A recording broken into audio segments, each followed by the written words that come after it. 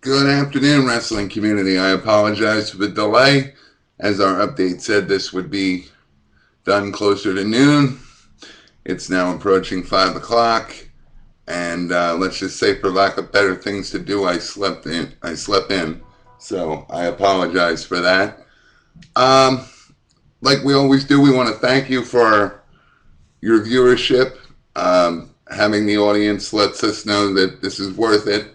And some interesting news right now is we're working on a pitch package for the show. Um, it's filled with stuff like statistics from this site and every other site, and the WrestleTalkShow site that shows we have the viewership. And our goal is to basically look at it like a business proposal for the show. We're going to try and get local business sponsorship and go from there. And even though we keep promising it will eventually get done. Enhance that members only part of the page, and give you things like a live stream instead of pre-recorded like the shows are now. Like I've always said, I want them to be longer than 15 minutes, but we're working with what we're working with now.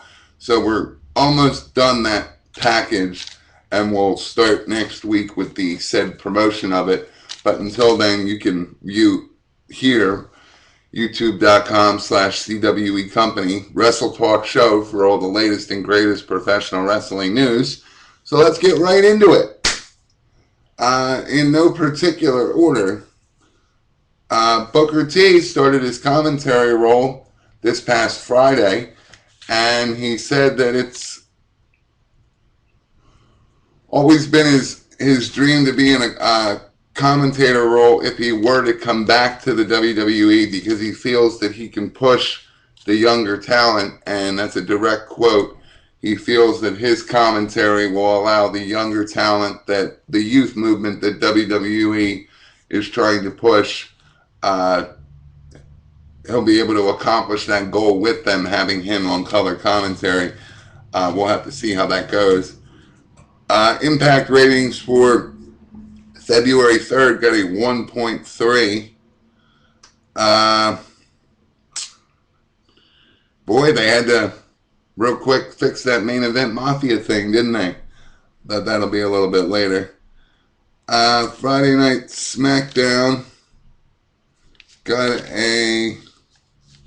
the February 4th, this past Friday, got a 1.7 with over 3 million viewers, let's just say, and 0.9 of the rating factors into the adults 18 to 49 years old. Kevin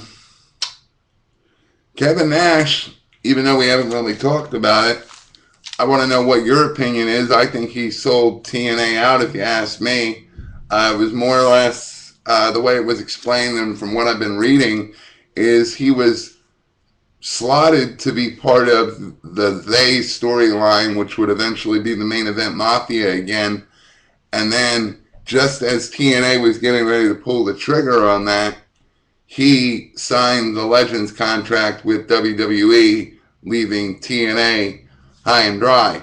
And I highlighted that as another TNA failure, because what successful, unsuccessful, accomplished, mediocre, whatever adjective promoter you want to use, what promoter on an angle like that, when you're pushing it to be your biggest angle, the They thing, even though people were getting tired of it and we all pretty much knew who it was going to be, why not? Why wouldn't you contract him to be there? If he was going to be that big of a part of it, where you were going to resurrect the main event Mafia, since he was a part of it the first time, why wouldn't you contract him to be there for at least that conclusion?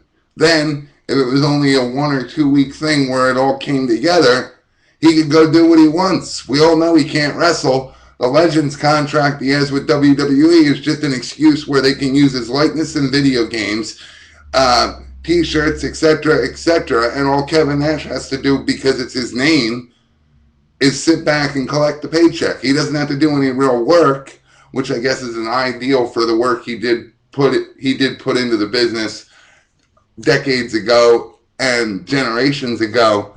It's kind of an homage to him, but it's kind of a win-win for Kevin Nash. He screwed TNA, and now he's got a deal where anytime WWE uses his name, likeness, or otherwise anything Kevin Nash, he gets paid. That's a sweetheart deal. That would be like every time I said I work at Giant Foods, I wish they'd pay me. I'd take that job, wouldn't you? TNA stooped to new lows involving the Angle Jarret children in the Angle Jarret storyline. But we'll get into that. That's part of our rant. The question is, though, before the rant, do you think the children should be involved? I don't think so. And I particularly disagree with this angle because it's not like it's pretend. It's real life that they're divorced. It's real life that Jeff Jarrett is raising Kurt Angle's children. It's a real life event. I just can't see why anybody with any kind of humility would want to make this public. And then on top of that, bring those said affected children into the national spotlight just to exploit this storyline even further. It's established. They're divorced. It's established. She feels betrayed like every ex does, whether there's any truth to it or not. If you did the math with the new baby, the reason Kurt Angle left the European tour early, the birth of the new baby with the new girlfriend, if you did the math, it's rumored that he might have had the girlfriend before he got ousted. Well, it's rumored that he had the girlfriend. If you do the math with when the baby was born and whatnot, he may have had the girlfriend before Jeff Jarrett actually took Karen away from Kurt Angle. But that in itself is just speculation.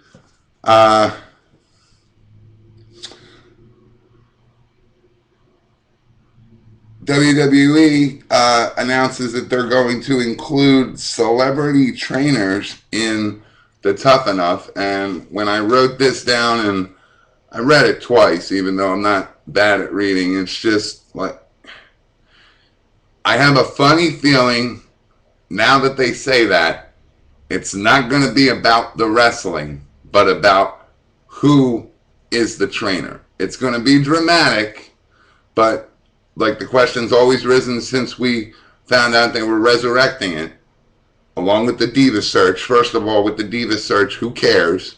You don't treat your divas as wrestlers anymore, so what does it matter to find new divas when you're not even working the ones you have?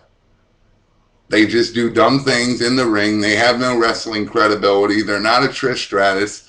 Unless you work at it, you'll never find another Trish Stratus or Chyna again, and you're not working at it. So you obviously don't care.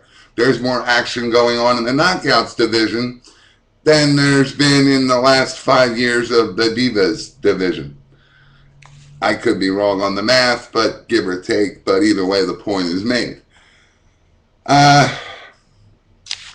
In an interview with FanHouse, Chris Jericho was asked how much longer he thinks Vince McMahon will run the WWE, considering he is getting up there and he has relinquished some small duties. More or less, he's relinquished leg work to smaller people under him. That way he doesn't do as much.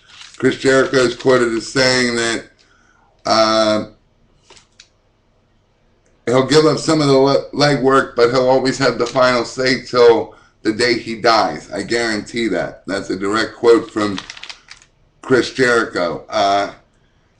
In regards to Stephanie and Triple H taking over, he doesn't think the company format will change, as they both, Stephanie especially, but Triple H too, they both have been trained and groomed by Vince.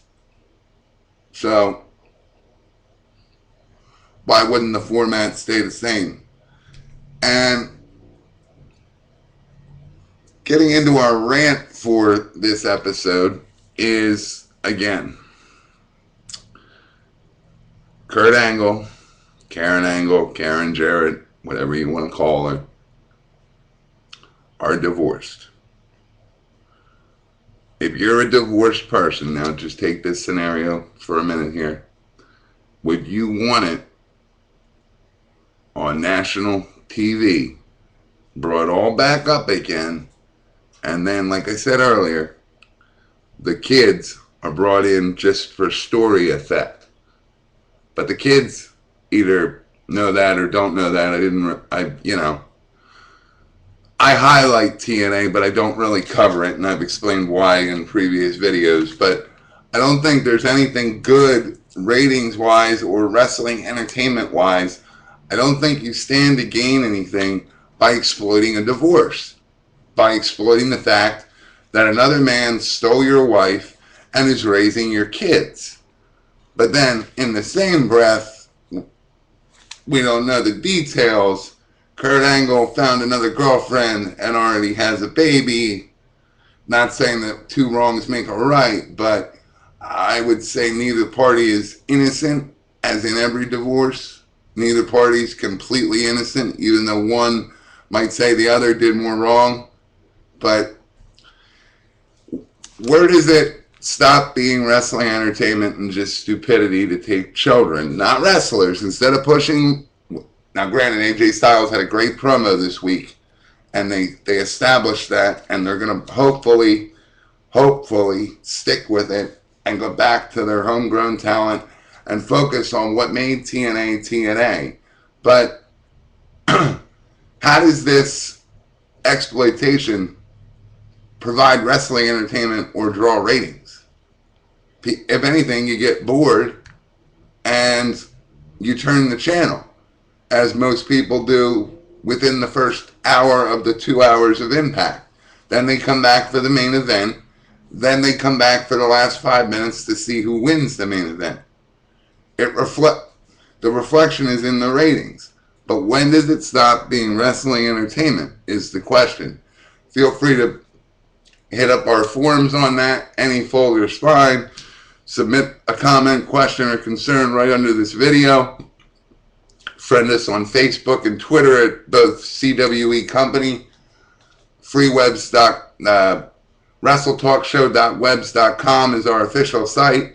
Our direct email is cwecompany@gmail.com. And until next time, again, I apologize. Stay tuned tomorrow for coverage of Monday Night Raw. Thank you again, guys.